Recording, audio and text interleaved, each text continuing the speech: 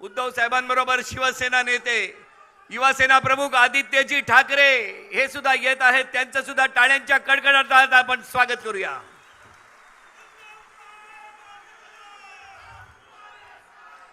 उद्धव साहेब आगे बढ़ो। रश्मी वहिनींचं सुद्धा स्वागत आहे।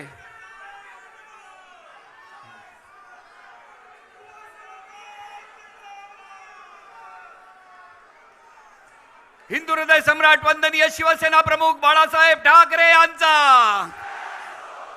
अरे आवाज कुणाचा।